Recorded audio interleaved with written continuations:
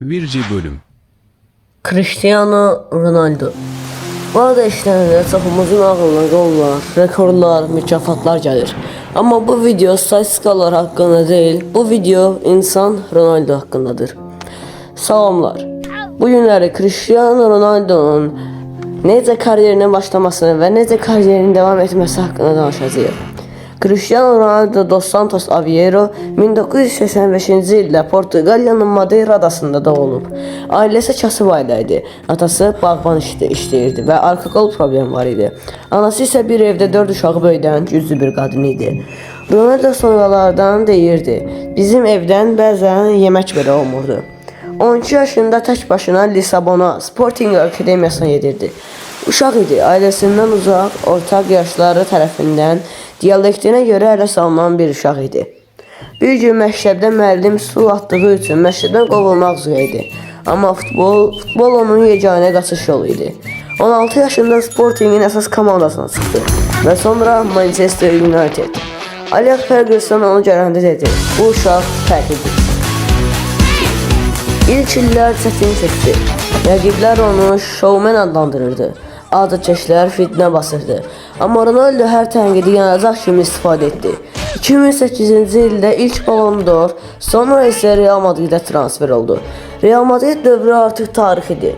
450 gol, 4 Çempionlar Liqası, rekordlar, sonsuz mübahisələr.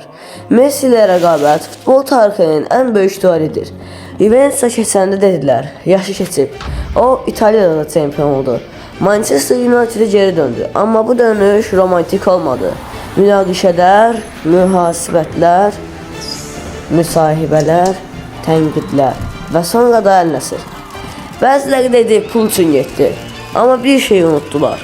Ronaldo haraya gedibsə futbolu da oraya aparıb. Bu gün futbolçu Ronaldo təkcə futbolçu deyil, bir mentalitetdir.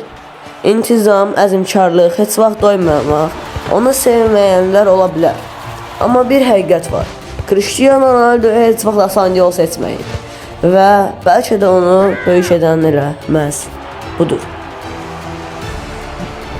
Və diqqətinizə çatdırım ki, Cristiano Ronaldo Əl Nəsirə gedəndən sonra sanki Ərəbistan top liqalara çevrildi. Və indi bütün futbolçular Ərəbistana axın edirlər. Bunun səbəbi pul da ola bilər. Ancaq Cristiano Ronaldo mənim fikrimcə Ərəbistana getməsəydi, Ərəbistana belə axın olmayacaqdı. Və necə deyirlər? Cristiano Ronaldo futbolu özü ilə apardı Ərəbistana. Və insanlar bir şeyi tez-tez unudur. Cristiano Ronaldo heç vaxt istedadlı uşaq kimi böyüməyib. O, məcbur qalan uşaq idi. Atasının ölümü xəbəri gələndə Ronaldo artıq məşhur idi. Amma o gün o dedi: "Kaş atam məni bu gün görəydi."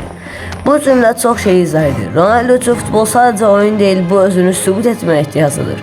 Real Madrid dövründə o hər mövsüm özünə düşmən qazandı. Azarkeşlər dedi eqolu, media dedi təkəbbürlü. Amma bir sual var. Əgər sən hər gün hamıdan daha çox işləyirsənsə, özünə güvənməyəcəksənsə, kim inanacaq sənə? Ronaldo səhər tezdən məşqə gəlirdi. Hamı çıxandan sonra zalda qalırdı.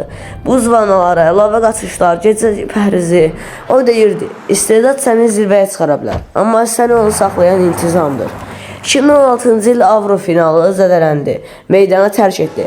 Kameralar onu ağlaya-ağlaya göstərdi. Bəziləri güldü. Amma o gün Ronaldo kənarda məşqçi kimi qışqırırdı. Və Portuqaliya tarixində ilk böyük kubok qazandı. Juventus dövründə dedi, mən hələ bitməmişəm. 33 yaşında İtaliyada hamını susturdu. Başla vurduğu qol hələ də danışılır. Manchester United bu dönüş bir nağıl kimi başlamadı. O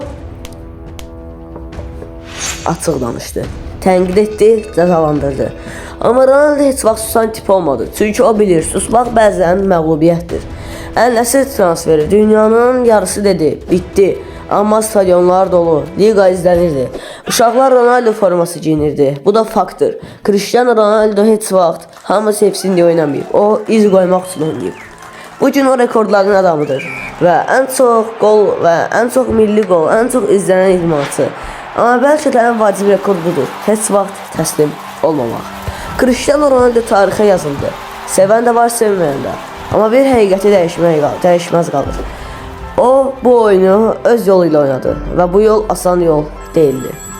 Bir videonun da sonuna çatdıq. Kanala abunə olmağı, videolar atmağı unutmayın. Belə videolar üçün yorumlarda bildirməyi unutmayın. Sağ ol, salamat qalın.